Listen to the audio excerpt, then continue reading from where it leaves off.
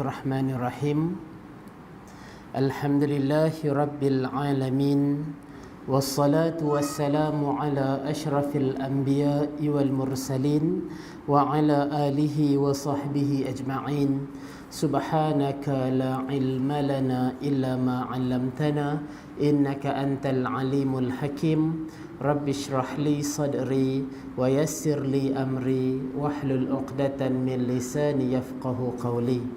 Rabbana iftah bainana wa baina qaumina bil haqq wa anta khairul fatihin. Allahumma arinal haqqa haqqa warzuqna ittiba'ah wa arinal batila batila warzuqna ijtinabah. Pertamanya tuan-tuan dan puan, kita bersyukur kepada Allah atas taufik hidayah daripadanya.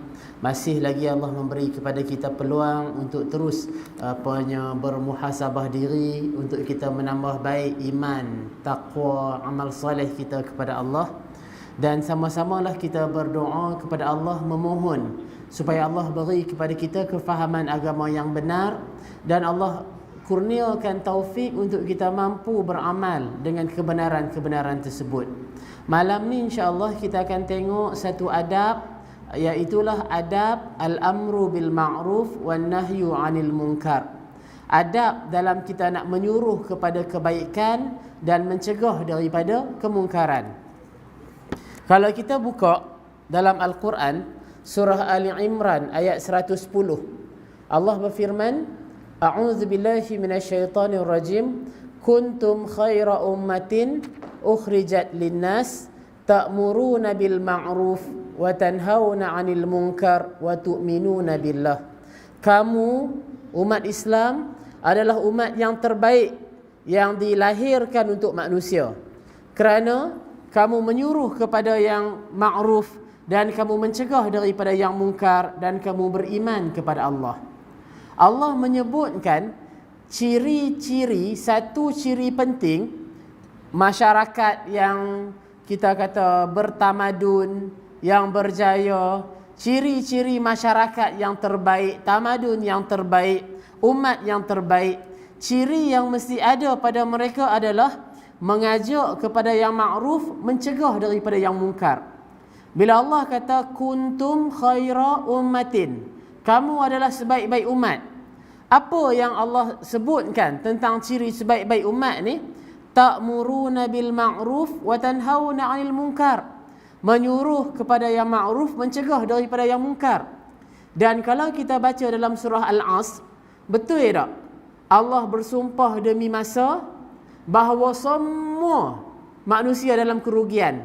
Manusia yang kaya ke, manusia yang miskin, manusia yang pandai ke, manusia yang jahil, manusia yang sehat ke, manusia yang sakit, manusia yang pangkat tinggi ataupun manusia yang pangkat biasa-biasa, orang awam macam kita, semua manusia itu semuanya berada dalam kerugian, Allah kata, kecuali orang yang beriman, beramal soleh. Bukan sekadar beriman, bukan sekadar beramal soleh, mereka berpesan-pesan dengan kebenaran, mereka berpesan-pesan dengan kesabaran. Bila kata berpesan-pesan, ni makna kita pesan kepada kebaikan, kita pesan kepada meninggalkan yang dilarang, yang Allah tak suka. Kena duk pesan-pesan dengan kebenaran yang Allah sampaikan, dan kena sabar dalam kita duk berpesan-pesan tu. Maka di sini tuan-tuan dan puan, untuk kita nak sebutkan, mengajak kepada yang ma'ruf, mencegah daripada yang mungkar adalah tugas peranan setiap orang. Kita tak boleh lari. Koklah kita kata, malas nak tegur kawan kita ni, kawan sekerja kita, kawan sekolah kita, malaslah nak tegur kawan ni, orang-orang yang sekeliling kita. Tapi tetap kita tak boleh lari daripada tugas menegur ni. Kita nak tegur isteri kita, bila isteri buat salah, kita tak boleh biar macam tu saja. Kita nak kena tegur suami kita. Kalau suami buat salah, kita takkan nak tengok saja suami buat kesalahan, kezaliman. Kita nak kena tegur anak kita. Bila anak kita buat ada benda yang silap, takkan kita nak biar anak tu terus bergelumang dengan kesilapan dia. Mengajak kepada yang ma'ruf, perkara yang Allah perintah, mencegah daripada yang mungkar, perkara-perkara yang Allah larang. ini satu perkara yang kita tak dapat lari. Malah inilah ciri-ciri kita kata umat yang terbaik, manusia yang terbaik. Jadi dalam kita mengajak kepada yang ma'ruf, mencegah daripada yang mungkar ini tuan-tuan puan, dia ada adab-adab yang kita nak kena jaga. Hari ini kalau kita perhatikan, ada di kalangan sahabat-sahabat kita, dia berniat nak membetulkan amalan-amalan yang mungkin terkeliru, salah faham di kalangan masyarakat. Tapi cara tegur tu tak berapa nak kena. Cara kita tegur tu kasar. Cara kita tegur tu menyinggung perasaan, offended orang kata. Jadi walaupun teguran kita itu benar, walaupun teguran kita tu betul, tapi sebab cara kita tu dia menimbulkan orang kata apa? Provokasi. Dia menjatuhkan air muka orang yang ditegur. Orang yang ditegur tu berasa macam tercalar maruah dia contoh. Orang yang ditegur dia berasa malu bila dia kena tegur yang macam tu. Mungkin secara berdepan, secara terbuka dan seumpamanya. Kita tak jaga adab-adab ni. Maka menjadikan yang kita tegur tu sia-sia macam tu ya. Setan tepuk tangan. Setan tak suka bila kita duk buat amar ma'ruf nahi mungkar ni, dia tak suka. Bila kita nak membetulkan orang yang salah, nak membetulkan orang yang keliru, nak mengajak masyarakat kepada perintah Allah, meninggalkan larangan Allah, setan tak suka perkara ni. Maka setan akan cuba cari jalan. Macam mana nak menggagalkan usaha si fulan ni. Maka antara usahanya adalah dia menjadikan kita ni bila nak mengajak pada yang ma'ruf, mencegah daripada yang mungkar, cara kita tu kasar sangat. Cara kita tu terburu-buru. Bila kita nasihat, kita nak dia tu betul elok ni juga. Kita nak dia berubah on the spot. Dalam sekelip mata tu bila kita kata dia mau berubah terus 360 darjah. Mana boleh. Tak mesti macam tu. Hak kita pun, perangai busuk kita, perangai yang keaiban kita pun bukan senang kita nak buang. Perangai-perangai yang tak elok dalam diri kita tu kena bagi masa, kena bagi ruang, kena bagi kod-kod dia ni masih ada salah faham, kekeliruan di mana-mana, kena bagi peluang. Jadi yang ni yang tuan-tuan puan-puan untuk kita nak tengok pada malam ni, apa adab-adab dalam kita nak mengajak manusia ni kepada yang ma'ruf dan mencegah daripada yang mungkar. Apa perkara-perkara yang kita nak kena perhatikan dan kita nak kena buat, jagalah adab ni bagi elok. Yang pertamanya, niat tu kena ikhlas, tak boleh lari. Dia mengajak pada yang ma'ruf, mencegah daripada yang mungkar, yang ni namanya ibadah. Kita perintahkan orang, kita nasihat orang, kita tegur orang kepada kebaikan, kita tegah dia daripada perbuatan yang mungkar, yang ni ibadat. Makna perbuatan kita itu ada pahala di sisi Allah, mendapat redha Allah bila kita melakukan yang begini. Maka yang pertama, bila kita nak tegur orang ni, nak tegur anak ke, nak tegur isteri ke, nak tegur suami, nak tegur majikan, bos kita, nak tegur guru kita, guru yang mengajarkan ilmu pada kita, tapi guru tu salah. Contoh guru tu ada keliru pada dia, kita nak tegur dia. Ataupun kita nak tegur pemimpin, siapa pun yang kita nak tegur, niat tu kena ikhlas kerana Allah. Apa maksud niat tu ikhlas kerana Allah? Bukan kita tegur nak tunjuk kata kita pandai, bukan kita tegur nak tunjuk kata kita baik, kita warak, kita soleh. Bukan kita tegur untuk nak menjatuhkan dia, bukan kita tegur untuk nak buka aib dia, bukan kita tegur untuk nak condemn dia, bukan kita tegur untuk nak malukan dia, nak telanjangkan dia. Tak. Kita nak tegur supaya yang dia buat salah tu, yang dia buat tak kena tu, dia boleh perbetul bagi elok. Yang dia buat salah, yang dia buat tak betul, yang dia buat tak kena tu, dia boleh beralih kepada apa yang menepati ajaran agama kita. Jadi, niat yang ikhlas ni, dia akan bawa kepada cara yang kita kata berhikmah, cara yang lunak, cara yang orang kata harmoni dalam kita nak tegur.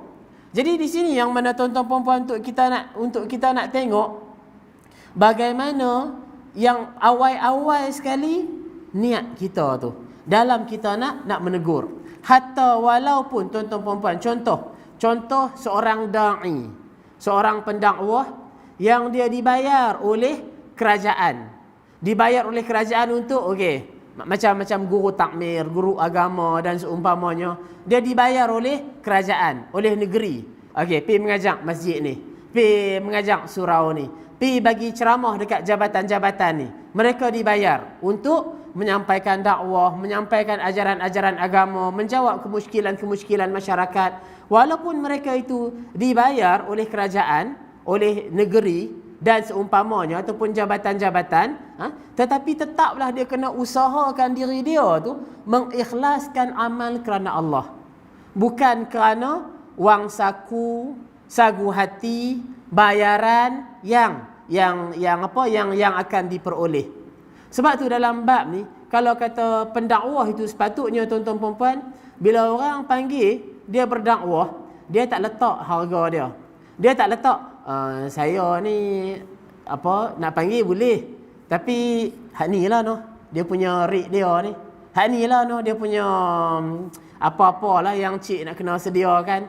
Hotel 4 bintang, 5 bintang ke, apanya pengangkutan. Lepas tu apanya flight saya macam ni. Lepas tu kalau sejam bayaran dia macam ni. Kalau kata 2 jam ke atas, 3 jam, okey kita ada lah diskaun sikit macam ni. Tak sepatutnya begitu. Sebab yang ni bukan orang kata bukan untuk nak cari makan. Sebab agama ni bukan bisnes. Agama bukan bisnes, agama bukan urus niaga untuk nak menguntungkan kita. Agama ni dia adalah satu amanah tanggungjawab yang Allah kurniakan kepada orang-orang yang Allah berikan ilmu, pengetahuan, hidayah. Orang yang Allah bagi, kita kata dia ilmu, dia boleh mengaji ilmu agama, dia ada kefahaman serba sikit, maka diminta dia tu untuk menyampaikan ilmu dia kepada masyarakat. Sebab masyarakat tak semua berpeluang macam dia.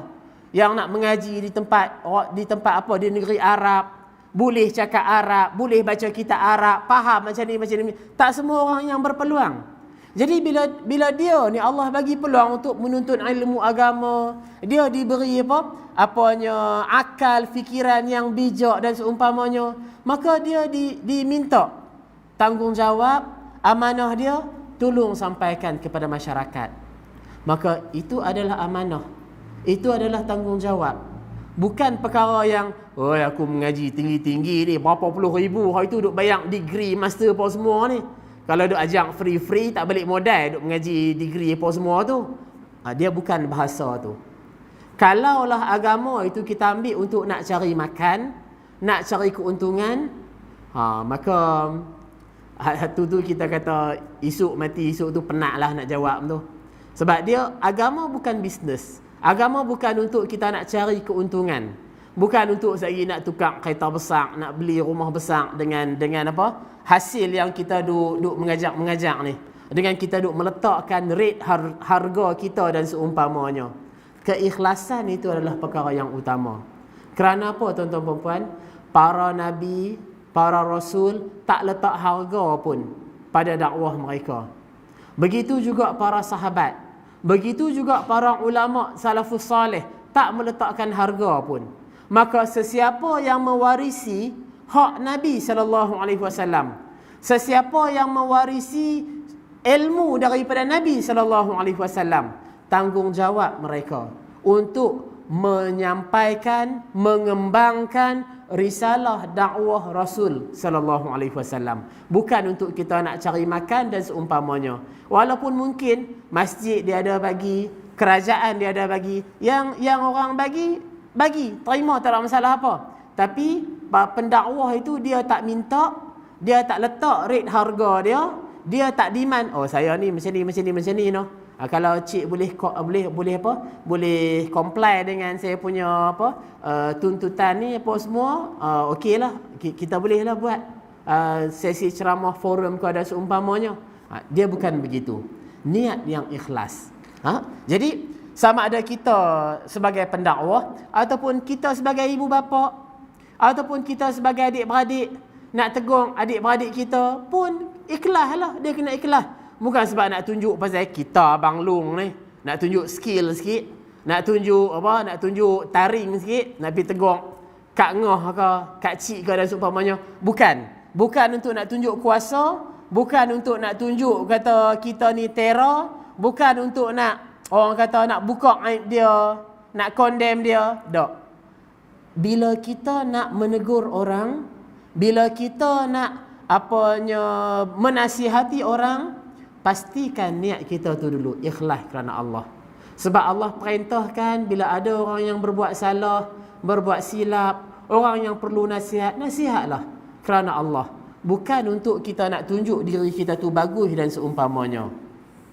Yang keduanya, bila kita nak mengajak pada yang ma'ruf, mencegah daripada yang mungkar, kita kena ada ilmu, sabar sikit, kita kena tahu kaedah macam mana nak tegur orang. Kaedah macam mana kita nak mengajak orang, nak memujuk orang, nak menasihati orang, kita kena tahu kaedah dia. Supaya kita tak silap dalam cara kita tu. Baik, sebahagian ulama salaf mengatakan, janganlah seseorang menyuruh berbuat ma'ruf kecuali dia menyuruh dan melarang dengan lemah lembut. Sabar dalam menyuruh, sabar pula dalam melarang. Dia faham apa yang dia perintah dan dia faham apa yang dia larang. Jadi para ulama menyebutkan, bila kita nak suruh orang ni, bila kita nak larang orang, jangan buat macam ni. Kena buat macam ni. Suruh dengan lemah lembut, bukan dengan kasar, pongoi, bengis, bahasa kasar. Tak. Suruh dengan lemah lembut. Lepas tu suruh pula dengan sabar. Pasal apa kena sabar? Sebab tak semestinya orang akan menerima nasihat kita tu dengan cara yang baik. Kadang-kadang kita tegur cara elok, minta maaf nah cik nah. Rasa macam tak apa nak kena cik ambil uduk macam ni tu. Walaupun kadang-kadang kita cakap lembut, kita cakap elok, orang tak semestinya bagi respon yang baik. Dia boleh kata, jaga kain hang sendirilah, tak usah duk kalut dengan aku. Kubok masing-masing. Waktu tu kita pun nak jadi panas. Waktu tu kita pun aku cakap hak elok-elok, dia balas lagu ni pula dah. Waktu tu setan dia nak mengapi-apikan tu. Waktu tu kalau kita tu tak faham permainan syaitan, hak elok-elok kita nak nasihat dia, kita jadi bermusuh dengan dia pula. Kita jadi lepas tu mampu pergi kat dia nak buat lagu mana pun, kubuk dia sendiri. Malaikat nak pukul dia pun biar pergi kat dia. Kita akan, orang kata apa, buat tak peduli dah kat dia. Dia nak buat salah ke, dia nak mereput ke, dia nak macam mana ke, biar pergi kat dia lah. Pasal kita dah ada orang kata apa, yang tak puas hati dengan dia. Dia pun memang tak berkenan, tak puas hati dengan kita. Lah setan yang menang. Kita rugi, kawan tu pun rugi, setan yang menang. Bila kita tak faham permainan dia di sini. Jadi sebab tu ulama menyebutkan kita kena sabar. Bila kita suruh, bila kita larang, kita kena sabar. Jadi kadang-kadang tuan-tuan perempuan, sebab tu dalam bab ni, bila kita jadi ibu bapa, kadang-kadang kita naik cemuih, kita meluat, kita give up. Bila kita nak gerak anak kita, bila kita nak gerak anak kita semayang subuh ke, semayang zuhur, semayang asar ke, dan boleh lena tu sopa mati dah. Contohnya, kita gerak Ustaz, tadi gerak dah, tadi mangkit dah, lena pula. Lepas tu pergi gerak pula. Mangkit Ustaz, dia tidur pula. Kadang-kadang bila kita cemuih tu, nak pergi kat dia. Nampak tak permainan setan? Bila kita kata biar pergi kat dia, setan kata, okey, baguslah lagu tu, biar pergi kat dia. Kita dah putus asa, kita dah menyerah kalah. Anak tu, dan dia mula lena, dia tinggal terus solat fardu dia. Kita sebagai ibu bapa, kita kata, penat dah nak gerak dia, tak larat dah nak gerak dia. Kita bagi alasan kita penat, kita bagi alasan kita tak larat dan seumpamanya, kita biar anak tu mereput dalam api neraka. Pasal dia tinggalkan solat macam tu, dia tak ambil berat solat. Balik sekolah letih-letih, tidur solat tak lagi, dok lagi. Tapi tidur dulu pasal letih, pasal tak larat. Sehari bawa sampai ke asar, bawa sampai ke maghrib, bawa sampai ke isya. Pasal kita tak larat nak tegur, tak larat nak kita kata nak nasihat. Hasil dia anak tu akan jadi anak yang bermasalah. Sebab bila seseorang itu meninggalkan solat, dia tak ada benteng untuk nak lindung dia daripada perbuatan keji dan mungkar. Kan dalam surah Al-Ankabut Allah mengatakan, inna salata tanha 'anil fahsya'i wal munkar. Sesungguhnya solat itu dapat mencegah seseorang daripada perbuatan keji dan mungkar. Tuan-tuan puan-puan pernah tanya satu soalan, pernah timbul dalam diri, pasal apa banyak anak-anak Melayu remaja, anak-anak Melayu Islam kita ni yang remaja, semua boleh kata kebanyakannya terlibat dengan gejala sosial, keruntuhan akhlak, merempit, dadah, zina, serba-serbi yang tak ketahuan punca tu. Pasal apa? Pasal kebanyakan mereka itu meninggalkan solat. Solat tak cukup 5 waktu. Tak pernahnya cukup 5 waktu. Kalau yang solat pun, solat sambil duk main, solat sambil duk sepak pungkok kawan dan seumpamanya. Bila solat yang begitu, dia tak akan mampu nak menjaga diri daripada perbuatan keji dan mungkar. Orang yang solat ni, kalau kata buah-buah jahat-jahat dia pun, dia ada lagi orang kata, ada lah lagi dia punya iman tu. Ada lah lagi kesedaran dia. Tapi kalau yang jenis jahat, tak semayang ni, lagi haru, lagi kacau, lagi pelik dia punya jahat dia tu, dia punya lagi ganas. Dia punya, sebab dia tak ada benteng nak menghalang diri dia daripada perbuatan keji dan mungkar. Jadi di sini sebagai ibu bapa, kita tak boleh lari daripada kewajipan mengajak pada yang ma'ruf, mencegah daripada yang mungkar. Kita tak boleh lari. Esok Allah tanya kita, lepas tu jawablah masing-masing apa yang kita nak jawab, apa alasan yang kita nak bagi dekat Allah. Bila anak kita jadi macam ni, anak kita jadi macam ni, anak nu jadi macam ni, anak ni jadi macam ni, apa alasan yang kita nak bagi dekat Allah? Bila kita itu tidak menjalankan tanggungjawab dengan sebaiknya, kita tak tengok anak-anak kita tu bagi elok. Tanggungjawab ini tuan-tuan perempuan pada ibu bapa. Sebab Nabi kata kedua ibu bapa lah yang mencorakkan anak tu menjadi Yahudi, Majusi, Nasrani dan seumpamanya. Dia bukan pada bapa seorang, dia bukan pada mak seorang, dua-dua. Sebab tu dalam bab ni, ibu dan bapa dia kena faham bagi elok. Kalau ayah je yang duk pulun nak bagi anak tu ada disiplin, nak bagi anak tu elok, yang mak duk meralik saja, tak jadi juga. Kalau mak duk pulun seorang, kita kata yang ayah tu duk meralik, duk main bola ya, tak jadi juga. Dua-dua tu dia ada tanggungjawab dia. Jadi dalam bab ni yang tu kita cerita tentang mendidik anak, menasihati kawan-kawan kita, menasihati rakan sekerja kita, orang kampung kita dan seumpamanya. Tanggungjawab mengajak pada yang makruf, mencegah daripada yang mungkar, kita tak boleh lari. Jadi dalam bab ni pesanan para ulama, bila nak suruh orang ni berbuat baik, nak ajak orang buat baik, nak ajak orang tinggal perkara-perkara yang mungkar, cakap dengan lemah lembut, cakap dengan lunak, jaga ayak muka dia, jaga maruah dia, jangan sampai kita kata menyinggung perasaan dia. Kemudian sabar. Dia dengar nasihat kita, dia tak dengar nasihat kita, dia menjawab pula ke bila kita duk nasihat? Sabar dalam kita menasihat dia, menyuruh ataupun melarang, sabar. Dan juga kita sendiri kena faham apa yang kita duk ajak tu, apa yang kita duk larang, kita sendiri kena tahu perkara tu.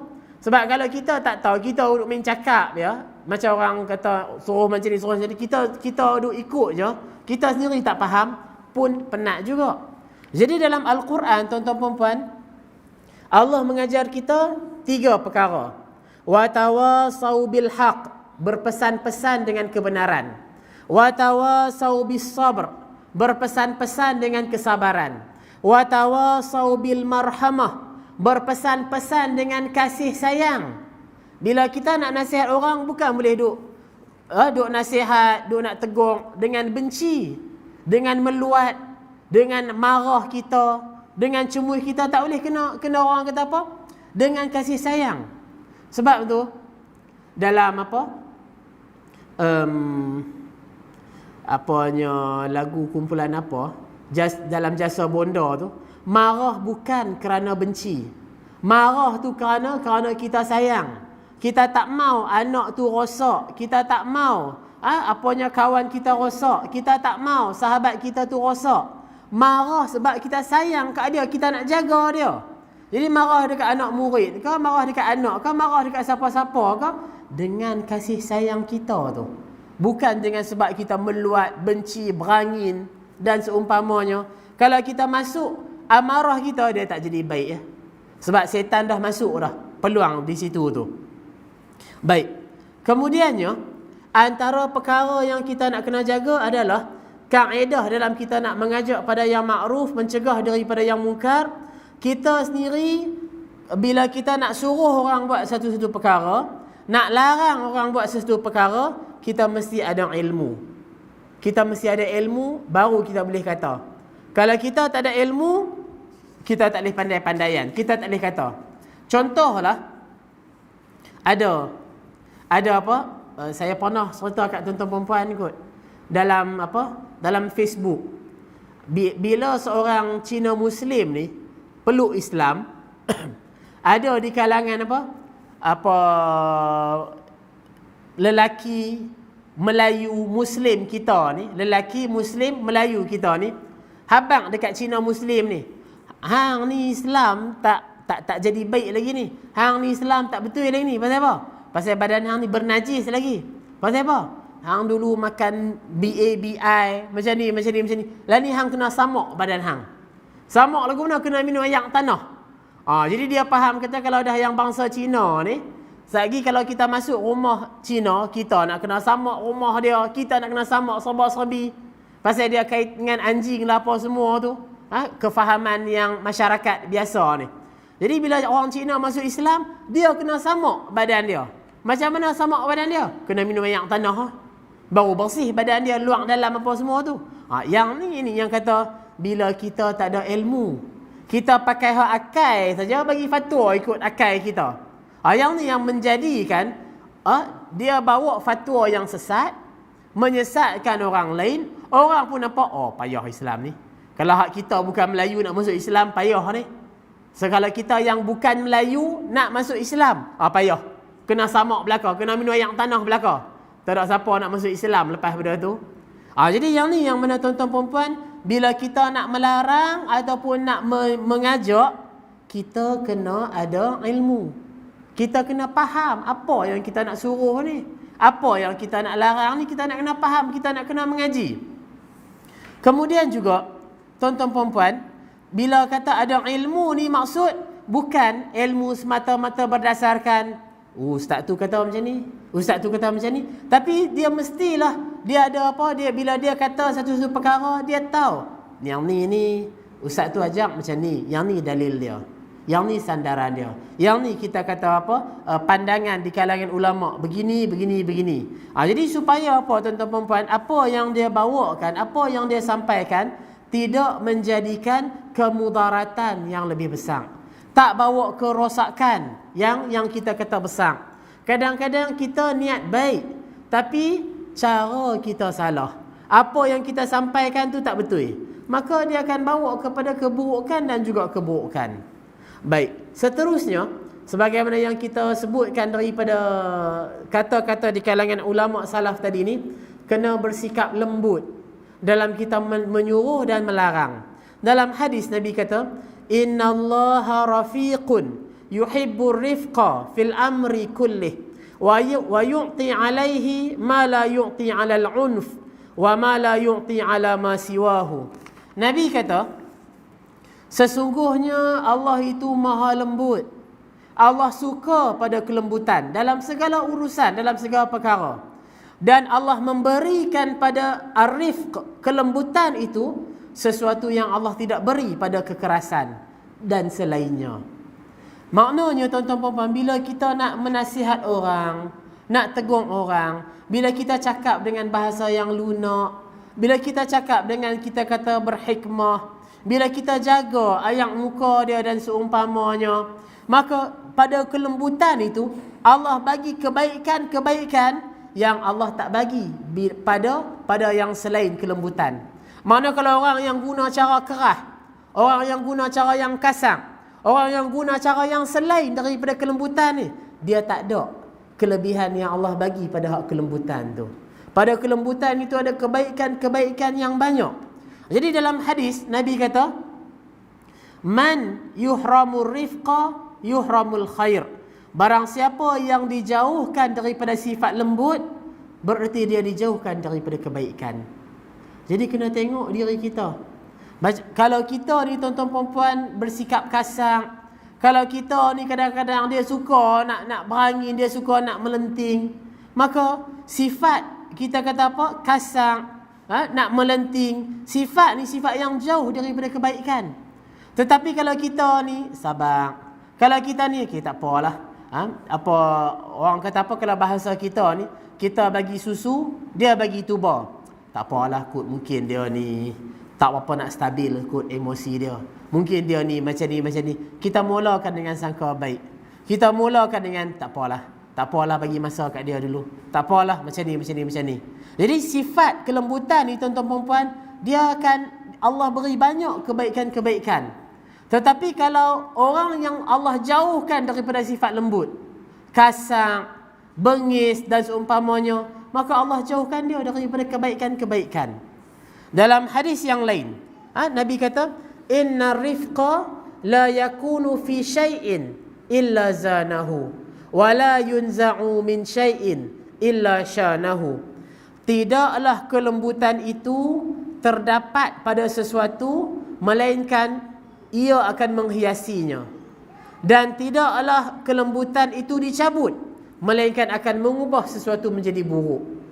Bila satu perkara ini tuan-tuan perempuan kita buat dengan kelembutan, kita buat dengan kita kata elok, lunak, kita buat dengan kita kata apa, jaga, sabar-sabi bagi elok apa semua ni, maka pada kelembutan itu akan menghiasi perkara-perkara yang kita lakukan. Tapi bila kelembutan tu tak ada, dia akan ubah perkara tu menjadi buruk. Yang ni yang saya habaq pada awal-awal tadi ni, pada muqaddimah.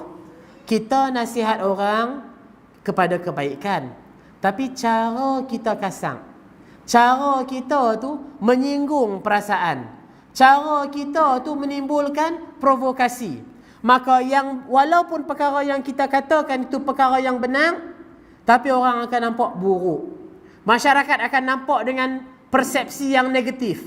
Masyarakat akan nampak gambaran yang tak elok pada apa yang kita sampaikan. Sebab cara kita tu buruk. Cara kita tu, apanya, dia bawa dengan kekasaran kita tu, dia bawa kepada pandangan-pandangan yang serong di kalangan masyarakat. Jadi yang ni perkara yang kita nak kena perhati, tengok bagaimana cara Rasulullah dalam berdakwah, macam mana cara para sahabat dalam berdakwah. Contohlah tuan-tuan puan-puan, saya sebut di sini, dalam satu kisah, dalam satu riwayat, ada seorang sahabat ni dia solat berjemaah. Dia bersin. Bukan dia bersin, kawan lain bersin. Kawan tu kata alhamdulillah. Dalam solat, kalau kita bersin, kita boleh kata alhamdulillah dalam solat. Contohlah kita solat maghrib tadi ni, Allahu Akbar, baca Fatihah apa semua tu, kita bersin. Orang yang bersin tu dia boleh kata alhamdulillah, boleh. Tetapi orang yang mendengar bersin tu, yang dalam solat, boleh tak dia nak kata yarhamukallah? Dia tak boleh kata. Pasal itu bukan bahasa yang dalam solat. Baik. Dalam kisah sahabat ni, ada seorang sahabat bersin. Sahabat tu kata alhamdulillah. Kawan sahabat yang seorang lagi ni, dia kata yarhamukallah, maka sahabat-sahabat lain perhati kat dia. Hai, pasal apa? Lepas tu bila sahabat-sahabat lain perhati kat dia, dia pun tengok, awak hamba ni pasal apa? Kawan yang kata yarhamukallah ni, dia tak tahu kata dalam solat ni tak boleh duk cakap perkara-perkara yang lain selain baca Quran, zikir apa semua ni, dia tak tahu. Maka bila orang duk tengok dia, dia kata, awak hamba. Pasal apa hamba? Kan? Kalau kita ni, awak tengok-tengok. Pasal apa? Contohnya. Jadi apa dia bercakap dalam solat dia. Maka sahabat-sahabat lain yang dia tahu larangan berkata-kata, bercakap dalam solat, sahabat lain tak kata apalah. Sahabat lain sengak je lah. Maka bila orang lain pun sengak je, kawan ni pun yang kata yarhamukallah tadi ni pun, dia pun diam lah. Dia pun tak kata apa. Lepas tu dah habis solat, bagi salam apa semua, Nabi habang kat dia. Nabi habang, solat ni tak boleh nak cakap apa ucapan-ucapan yang selain solat. Solat ni dia takbir, dia bacaan Quran, dia tahmid, tasbih, tu je. Jadi sahabat ni kata, aku tak pernah tengok seorang guru yang lebih baik, yang lebih bagus daripada Rasulullah sallallahu alaihi wasallam. Nabi tak herdik dia, Nabi tak maki dia, Nabi tak marah dia, Nabi tak sindir dia, Nabi tak tunjuk muka yang macam cengih apa dekat dia. Nabi cakap elok-elok je kat dia. Tak boleh ni, macam ni, macam ni, macam ni. Tengok contoh macam mana bila Arab Badawi kencing dalam masjid. Sahabat kira nak berangin dah. Sahabat kira nak marah, nak pukul dah. Tapi Nabi kata, biarlah, biar dia pergi kencing dulu. Lepas tu Nabi perintahkan sahabat ambil ayam, pituang dekat tempat Arab Badawi tu kencing. Bukan habang, hai ni Arab Badawi, main sini, hang pergi ambil ayam, hang pergi corak balik tong tu. Bukan lagu tu. Nabi perintah sahabat ambil ayam, sahabat yang tolong corak dekat situ. Lepas tu Nabi habang dekat Arab Badawi ni, yang ni masjid, tempat solat, tempat ibadah, tak boleh untuk nak buat perangai-perangai yang macam ni. Yang ni tempat suci untuk nak solat, berzikir, baca Quran dan seumpamanya. Nabi habang cara elok. Untuk orang yang tak tahu, untuk orang yang tak faham, untuk orang yang pertama kali melakukan kesalahan, Nabi habang elok-elok, Nabi habang baik-baik. Untuk orang yang mungkin terlupa, Nabi tegur cara elok, cara baik, yang tak menjatuhkan maruah dia dan seumpamanya. Kita kena tengok akhlak Nabi, cara Nabi, macam mana Nabi mendidik. Sebab tu tuan-tuan puan, dalam bab ni, dalam bab akhlak, orang Arab Quraisy tak boleh nak cari cacat Nabi. Dalam bab akhlak, orang Quraisy tak boleh nak cari cacat Nabi tang mana. Depa nak kata Nabi ni macam ni, macam ni, macam ni, depa tak jumpa ruang.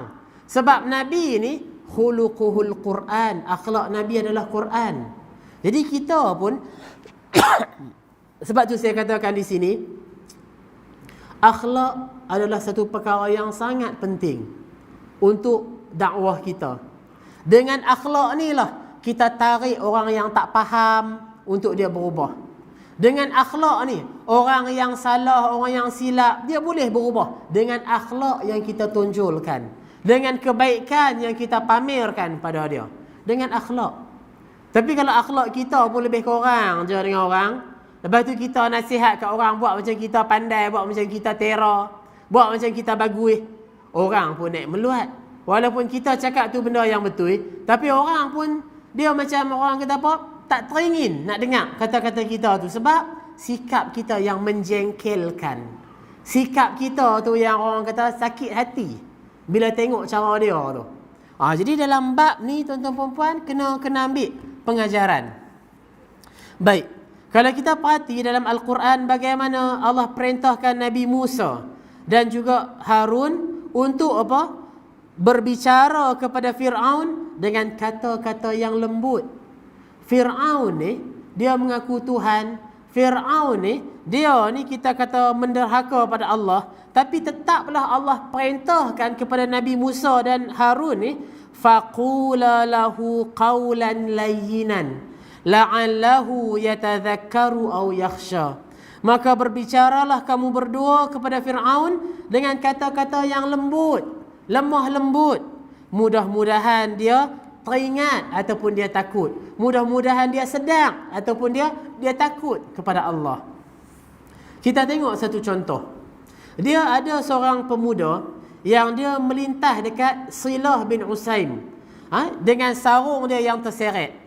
Ada seorang lelaki ni pakai kain lah, kita kata pakai kain melebeh, pakai kain meleret, kain dia tu isbal, pakai kain ni sampai meleret, sapu lantai, sapu tanah.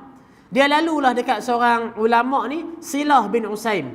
Maka bila anak murid Silah ni nampak lelaki yang pemuda tadi ni pakai kain labuh sampai sapu tanah, sampai kita kata dia jadi MPK pula, tolong duk sapu lantai-lantai, debu-debu apa semua tu.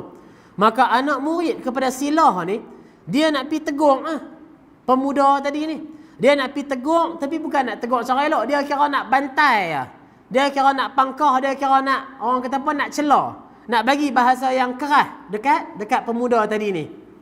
Lepas tu Silah ni sebagai guru dia kata, serahkan urusan ni kat aku. Tak apa, mai aku settle hak ni.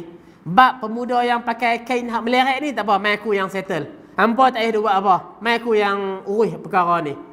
Macam mana akhlak guru ni bila dia nak tegur seorang pemuda? Dia kata, wahai anak saudara aku ada urusan sikit dengan engkau. Aku ada urusan sikit dengan engkau. Maka pemuda ni katalah, pemuda yang pakai kain hak meleret tadi ni, dia kata, awak ada apa? Pasal apa? Maka Silah ni kata, aku lebih suka kalau engkau angkat kain tu di atas mata kaki. Aku lebih suka, nampak lagi elok kalau kain ni angkat mata kaki. Nampak lebih sopan, nampak lebih baik, nampak lebih, kita kata, tawaduk dan seumpamanya. Contoh kita kata macam tu. Maka pemuda tu pun, okey, tak apa, tak ada masalah apa. Jadi pemuda tu pun dia angkatlah kain dia tu atas pada mata kaki, atas pada buku lali. Kemudian Silah ni dia kata kat murid-murid dia, cara hak macam ni lebih tepat untuk mendapat apa yang kamu inginkan. Anak-anak murid Silah ni tadi, bila dia nak tegur, dia nak suruh pemuda tu angkat kain daripada buku lali. Jangan bagi meleret sampai sapu tanah apa semua tu. Tapi cara mereka bila nak tegur tu lagi kasar. Cara mereka bila nak tegur lagi ni, orang kata menyakitkan hati. Kita kata menimbulkan provokasi. Jadi Silah ni sebagai guru, dia nak tunjuk contoh. Dia nak ajak anak murid dia. Dia kata, tak apa, mai aku uruslah bab ni. Dia habaq, wahai anak muda, aku ada urusan sikit dengan hang. Yang ni kalau kain tu angkat naik atas sikit, angkat buku lali, elok macam tu. Lagi nampak cantik, lagi nampak sopan. Aku lebih suka macam tu. Jadi pemuda dia pun kata, okey, tak apa, boleh, tak ada masalah apa. Jadi cara yang lunak macam tu lebih tepat untuk kita nak mengajak dia kepada kebaikan. Untuk kita nak pujuk dia meninggalkan kemungkaran. Cara yang tadi lebih tepat. Jadi kalau sebelumnya anak-anak murid tu dia nak celah, dia nak kata, dia nak maki, dia nak cakap dengan bahasa-bahasa yang kasar, kita hanya akan menyakiti pemuda tersebut dengan cercaan-cercaan kita. Tapi pemuda tadi tu, dia buat perangai dia juga. Pasal dia marah kat kita, dia berangin dekat kita, dia pun tak akan ikut nasihat kita tu sebab dia pun sakit hati dengan kita. Yang ni kita sebagai ibu bapa nak tegur anak, cuba tengok bahasa kita. Kadang-kadang bila kita nak tegur anak, dengan kita penat, dengan kita letih, apa hampa ni buta kayu, mangkuk, ketegang, bal apa-apa yang kita duk kata, sumpah seranah, serba-serbi. Anak yang dengar ni pun menanah telinga dia, cayang telinga dia. Hak elok-elok dia nak berubah, dia jadi marah dekat mak ayah dia jadi berangin kat mak ayah dia, lagi dia memberontak. Lagi dia nak tunjuk keras kepala. Pasal mak ayah bila nak tegur pun kata pun ikut sedap. Kata pun tak tengok ayak muka anak kau macam mana. Kita nak kena jaga anak tu pun ada perasaan. Walaupun dia anak kita boleh luku kepala, kita boleh sekeh ke apa semua, dah kita kata anak kita. Tapi kita kena sedar anak tu pun dia ada perasaan. Dia ada rasa ni bila kita buat tak ketahuan kat dia. Kalau kita tunjuk, kita hormat pada anak tu pun dia akan rasa hormat pada kita. Tapi kalau kita sendiri tak tunjuk hormat dekat anak, kita dengan duk kata kat dia, kita duk doa yang tak baik untuk dia, kita duk kata hang ni melampau hang ni benak kepala otak hang ni macam ni. Dah kita sendiri duk kata benda yang tak elok dekat anak tu. Kita sendiri duk doa benda-benda yang tak elok dekat dia. Macam mana dia nak jadi elok? Bila kita sebagai ibu bapa sendiri dah duk kata hak tak elok dekat anak sendiri. Orang lain kalau kata dekat anak kita, tu orang lain. Bukan darah daging kita. Tapi kita sendiri ni yang darah daging tu, duk kata dekat anak sendiri. Duk pi maki macam ni. Macam mana anak tu nak jadi bagus, nak jadi elok? Itu kita kata perkara-perkara yang setiap ibu bapa kena muhasabah diri masing-masing. Jangan ingat kita sebagai ibu bapa kita betul belaka. Kita apa yang kita kata, apa yang kita buat maksum macam malaikat, kena serba-serbi. Tak. Anak mungkin kerana kekurangan ilmunya, kurang kematangannya, dia buat salah kepada ibu bapa. Tapi ibu bapa juga banyak yang menzalimi anak-anak. Banyak juga ibu bapa yang tidak menjalankan tanggungjawab pada anak-anak. Hak tu nak kena jaga bagi elok. Jadi dalam kita mendidik ni tuan-tuan perempuan, didiklah dengan kasih sayang. Didiklah dengan kita kata lemah lembut. Didiklah dengan ilmu yang benar. Bukan ikut hawa nafsu, bukan ikut berangin kita, tapi dengan kita memohon pertolongan daripada Allah. Jadi untuk malam ni cukup sekadar itu dulu. InsyaAllah pada minggu yang seterusnya kita akan sambung pada adab-adab yang lain dalam kita mengajak pada yang ma'ruf, mencegah daripada yang mungkar. Mudah-mudahan Allah jadikan apa yang kita kongsi bersama ini, Allah menjadikan dia satu yang bermanfaat untuk sama-sama kita amalkan. Kita sudahi dengan tasbih kafarah.